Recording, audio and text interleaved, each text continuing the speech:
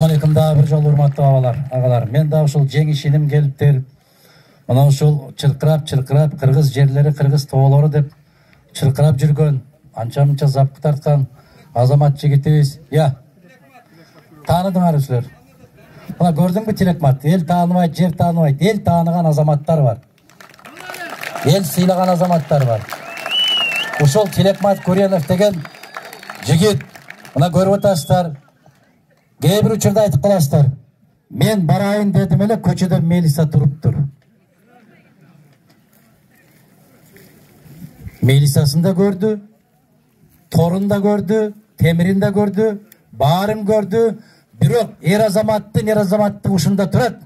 Ал каалагандай жашайт, каалаган жерине барат, каалаган жеринде олтурат. Куюп койгон жуугондур эмес, өзү каалаган, тандаган тамакты жейт. Мына Сагынбек Момбеков деген мырзаны жакшы билесиздер.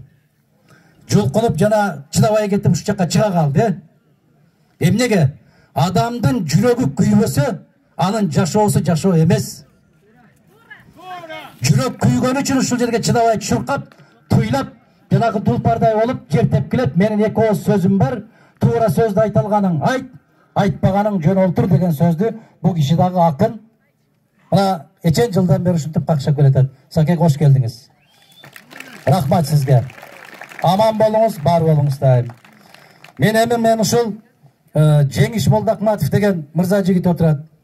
Мына бул жигитте көрөрүн көрдү, дагы да көрүп атат, дагы да көрсөтөбүз дегендер бар. Күлүн көккө сапырып коебуз деген азаматтар бар. Мына кечээ мен ушул жабык жыйындагы сүйлөгөн сөзүмдүн бир да сөзүн сыртка чыгарган жок. Эмнеге? Себеп ал сөздөр коркунучтуу сөздөр. Мен ошол жерде айттым мен. Душман деп мени саткандар калаар. Дубалга кадап аткандар калаар. Оюлган көрдүм түбүндө бир күн, элиме жетпей ойлорум калаар деп какшап кеткен биздин бабалар. Аларды дагы саткандар кыргыз болгон, аларды дагы дубалга такап аткандар кыргыз болгон. Мына ошентип мыктылардын мыктысын баарын кагып келип отуруп, мына азыр болот иним Теңир тоодон келип какша ырдап аткандай бир намыска жигитти, ер азамат, бир кылыч касап болчу азаматты таппай калганыбыздын бүтүндөй баары. Төшөктүн астында башын катып отургандардан, тугулгандардан тулпарлар чыкпай аткандыгы ушул. Баарын жалтак, баарын коркок. Мына ушундай калып келип койду. Мына азыр жолдун боюнда катары менен Мелиса тизилип турат. Эмне кылып алат алар? Кимди кармайт? Кимди карайт? Эгер баарың бирдей болуп келген болсоң, эмне кылып алат? Эч нерсе кыла албайт. Эгер ушул жерде Кемпирабадтын боюнда жылдагыдай улак берет экен десе, могул жактан Кара Суунун жигиттери, бул жактан Сузактын жигиттери, бул жактан Кара Кулжа Алайдын жигиттери могул жерге батпай калмак. Мына ушул кайгы. Мына улуттун кайгысы ушул. Кайдыгерлик, коркоктук, жалтаңдык, мына ушул эмне болсо дагы мени көрбөй калсын, мени укпай калсын деген сөз. Кээ бир мен ушул Жогорку Кеңештин трибунасында туруп айттым мен. Мен Ала Тоо аянтына алып барып атып, күйгүзүп, күлүмдү Кемпирабадтын үстүнө чачып жибер. Менин чоң аталарым баскан жерге барып түшсүн менин күлүм деп. Мына ушундай туугандар. Эмне үчүн жабык эшик артында деп айтышат? Себеп титирейт, калтырайт, коркот. Чындык чыгып кетет деп титирешет. Мына ол жерде бүт баары документтер бизде бар. Мен кайталамайын убакытты сөз бою. 65 жылдан баштап бардык документтерди айтып келип, биздин бүгүн туу кылып көтөрөр бир документибиз бар. 75 жылы Кемпирабад курулушу боюнча Өзбекстан менен коюлган келишимдердин бүтүндөй баарын жокко чыксын деген чечими бар Кыргызстандын. Бүттү ошол закон. Андан беркисинде эч нерсе жок. Анан азыркылар айтат, Усубалиев күнөөлүү экен, Сүйүнбаев күнөөлүү экен, Разаков күнөөлүү экен. Алардын жасаган ишинин 1000-ден 1 жасай албайт азыркылар. Мен кечээ да айттым, аларга тил тийгизбе. Алардын тиешеси жок. Алар өтүп кеткен, алар сага жооп бере албайт. Силердей сабатсыз бұл өлкөдө бұл бийлик болгон эмес бұл элдин үстүндө. Биздин сабатыбыз жоюлган. Кагаздарды көргөнбүз, билебиз. Мына азыр Акыл Айтбаев картадан көрсөтүп берди. Кандай чек менен чектелген, ошол чек кыйшайуусуз калган. 91 жылы Алматы декларациясында кол коюлган. 92 жылы Өзбекстанда бұл баягы чегаралар боюнча маселеге чекит коюлган. Минскиде акыркы чекит ошол жерден коюлган.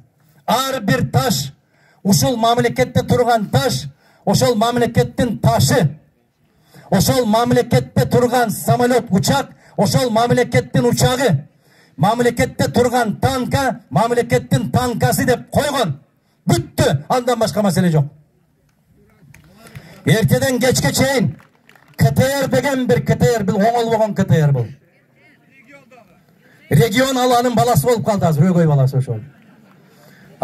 Тиги ЛТР бүтүндөй баш болуу эртеден кечке чейин калп, кечке калп. Мына Каныша айым Баракелди Мамыркулова. Мына ушул кыз Бишкектен ар бир пикир көз караштарды тынбай чагылдырып тургандыгы үчүн ошол КТРлардын арам окаттары өтпөй атат. Себеп эл сиздер альтернативдүү башка маалымат алып атасыздар. Биз ошол жерден кызыл чеке болуп көрүшүп атабыз. Тилекке каршы мына жердеги акын туура айтты. Кече 90 сомго сатылып, 90 сомго добуш бергендер көп болуп атат ал жакта 90-ы. Ким берди ошол добушту? Биз бердик ушул жерде. Мен айыл кеңештин депутаттары карасын ушу маселени деп Садыр Жапаровдун алдында маселе койдум өзгөнгө келгенде. Жабык эшик артында өттү. Мен спектакль деп айттым муну.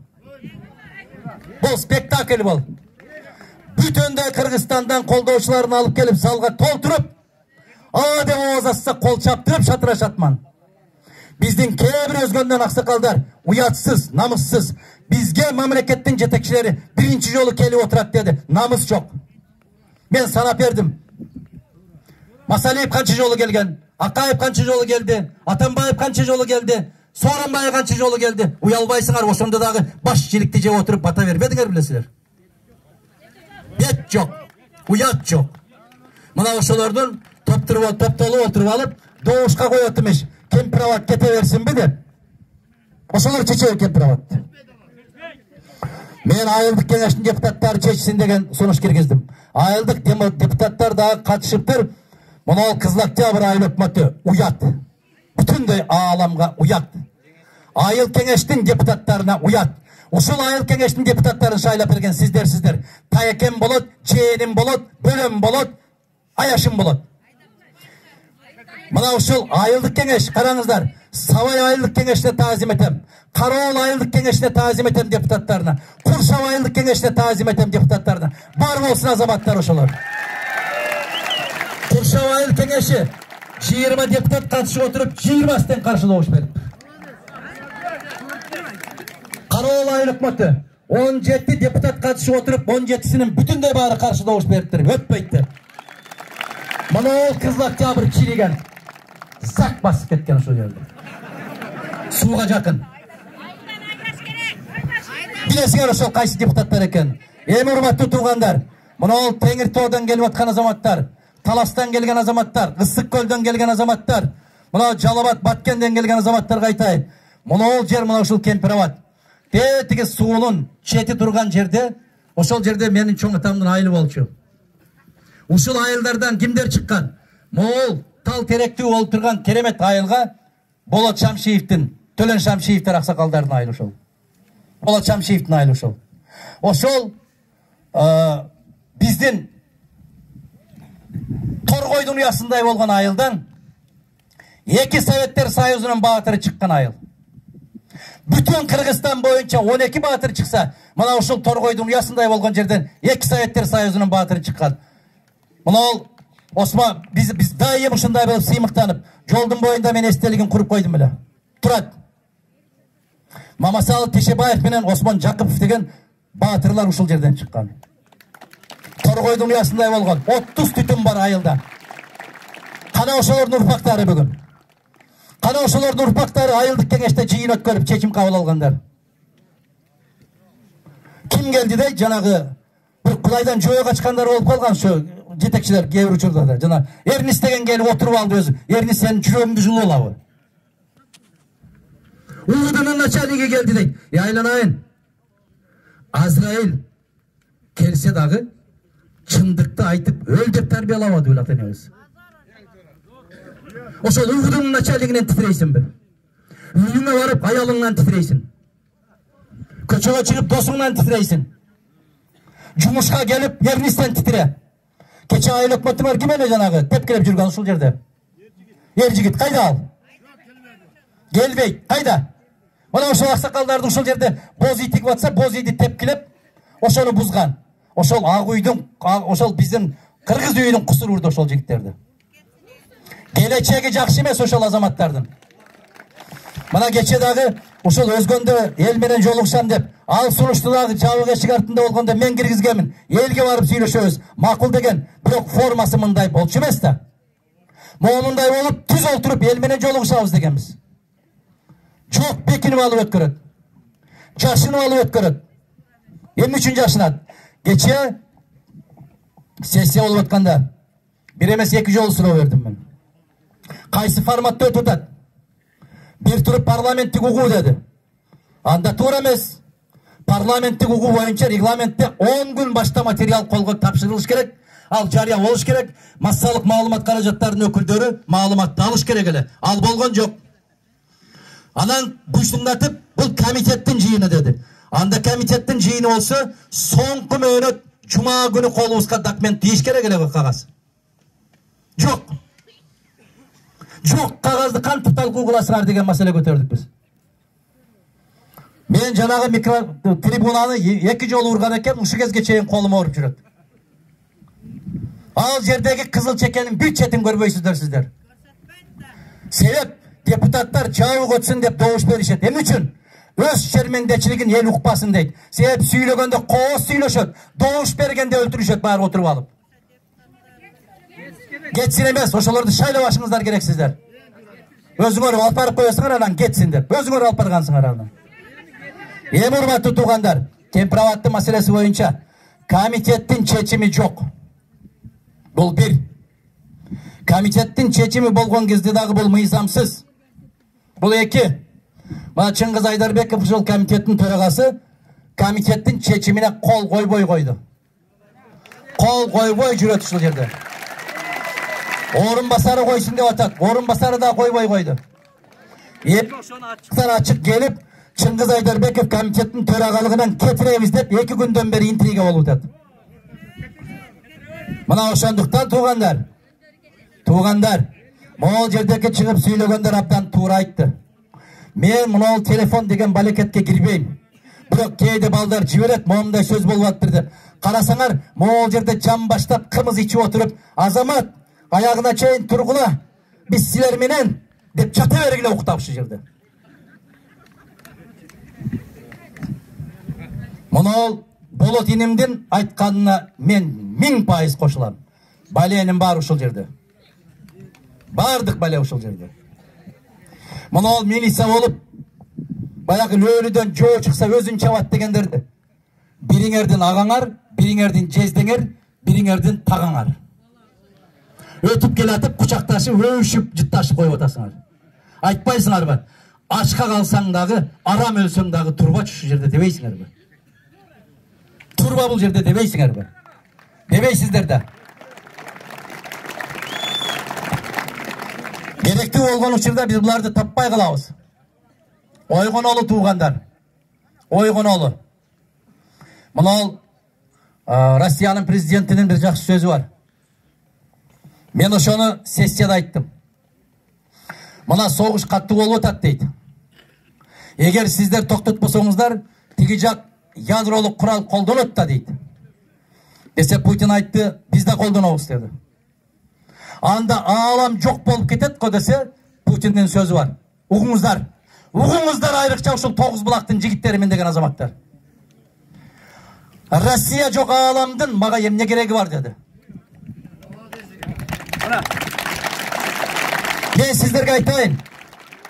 Биздин көзүбүздүн карегиндей болгон ушул кемпирабад Кыргызстандагы суу көлөмү боюнча 2-нчи орунда турат. 1-нчи орунда Токтогул суу сактагыч турат. 19-18 миллиард куб менен. Миллиард 700 миллион менен ушул турат. Анан тигилер айтып атат. Мен ушул жерден дагы кээ бир азаматтарга телефон чалып, ай ой козголбойсуңарбы десем айтат. Эмне кыласыз жалат болуп? Уйбуз суу иче берет экен. Балыкты кармай берет экенбиз. Дагы эмне кыжалат болосуз деп коет мага. Качан көрдүң сен? Өзбекстан ушул жерден чегара өзгөрбөйт дегендей, мына ушул жерге келгенде мына талдардын бүтүндөй бүт баары ошол тарапка өтөт. Сен эмес, чычканың да өтө албайт. Көрбөй атасыңар башка жерде эмне болуп атканын. Мынчалык кайдыгерсиздер. Мен ошондо сессияда айттым. Эгер ушул кемпир-абад жок болгон болсо, мен ошол жерликмин дегеним жерге кирсем, мага дагы өмүрдүн кереги жок. Мага да жашоонун кереги жок. Ошон үчүн айтып атам мен. Эгер кокус өтүп кеткен болсо, күйдүрүп күлүмдү үстүнө сапырып койгулачы. Аллах берген өмүрдү Аллахтын өзү алат. Мусулманбыз деп отурасыңар ушул жерде. Мусулман дейт. Өз жериңди коргоп отурган көзгө тозоктун оту харам дейт го. Коргобойсуң байланайын кыргыз. Мынча уктайсың. Качанга уктайсың? Качан ойгоносуң? Качан турасың? Турганыңда эки жагыңды карасаң эмне калган болот кыргыз? Бизди эл бузар дейт. Эсиңиздерде бар. 95-жылдагы бизди эл бузар деген. Мына ошол үзөңгү кууш кетип бартканда дагы эл бузар деген. Эмне үчүн жок нерсени биздин бетибизге көп кылып сүртөт? Мына ушундай учурда өзүңдү карап ал деп арсылдатып коюш үчүн. Мына кече мен атам жөнүндө жазыптыр. Мен карабайм окубайм, мага туугандарым айтып берди. Меңдибай деген бар эле дейт ушул жерде. Мен угуп жүрчүмүн, билип жүрчүмүн. Атам иччиле, атам атасы машинага салбай койгон деп. Ичкен болсо машинага салмак турсун. Көчөдөн да чаап кетсең боло берет. Намаз окуп жүргөн кишиге ичип алган киши барып кучакташыш, бейнамаз кылат кийимди. Абдан туура кылган мен атам. Туугандар, мындай кылалы. Мына кемпир-абад бул кыргыз байлыгы. Бул Тогуз булактын эмес, өзгөндүн эмес. Бул бүтүндөй кыргыздын булагы. Үзөңгү кууш кеткенде какшаал тоо экен, ит байласа тургус жер экен. Эмне кыласыңар монтип элди дүргөтүп? Деп мына Исмаил Исакович, Бекназаров, Абсамат Масалич, Ишембай Кадырбеков, мен да бар билең Бектур Асанов. Мына ушул жигиттер барганда бизди тепкилешкен. Колдорубузду кайрып машинага отургузган. Барып өзүңөрдүн жериңерди коргой бергиле, биздин жер менен ишиңер болбосун деген. Кеп анда меселе, кеп ошол тоодо меселе, кеп Сары жаздын суусунда эле. Мына ошол сууну Кытай алды, эбегейсиз чоң байлыкка ээ болду. Мына ол жерди дейт, алган болсо эч нерсе болбойт экен, эч нерсе тоспойт экен дейт. Айланайын, кече видеосу чыкты го. Жаннат мекен жойларыбызга ойландырамыз деп. Көрдүңүздөр ошону? Мен кече ушуну сессияда да айттым. Десем Ташиев айтат, аны кыргыз оппозиционерлер жасап чыгарып атат дейт. Бул не деген уят? Бул не деген шермендечилик бул? Ошондуктан урматтуу туугандар, ойгонгула. Ойгонгула, мен көп жолу айтам. Ойгон садагам, ойгон айланайын. Мына тепсең темирди үзүп аласың могу жерде. Мен анчамчы келип калсам, отуруң бир айлантырып бериң деп атка отургузганыңарда силердин кармаган колуңардан бир жума ооруп жүрөт менин билегим. Эмне деген балбансыңар силер? Торпок тартасыңар ушул жерде, улакты таштап коюп. Бирок жер дегенде, эл дегенде карасаң, ийинге кирип кетерсиңер. Не деген азаматпыз биз? Не деген азаматпыз? Мен сиздерден суранам. Урматтуу туугандар, намысыбыз дайым бийик болуп келген. Биз көпкө чейин ушундай тоготпос элбиз. Курсакты тырмап жата беребиз. Бирок бир чекке келгенде аккан сел эч нерсе болбой калат биздин жигиттердин алдында. Мына ошол чекке жеткирбегиле деп атам мен. Мен бийликке айтып атам, жеткирбегиле ошол чекке. Барсаң эмнени айтсаң макул дей берет экен, бата берип шалпылдатып бетиңден өбөрөт экен деген ал дежурлар Усубалиевдин мезгилинде да болгон, азыр дагы бар. Алар өзгөрбөйт. Бирок алар өсүп келатканда артынан өздөрү менен кошо дагы бирөөлөрдү өстүрүп коюп кете берет экен ордуна. Ошол Азамат, туура фамилиясынан бери билесиз. Ошол сыяктуу болбойлу туугандар. Мен мына Баткенден бери келген туугандарга ыраазычылык билдирем. Булар дагы азаптын азабын көрүп атат.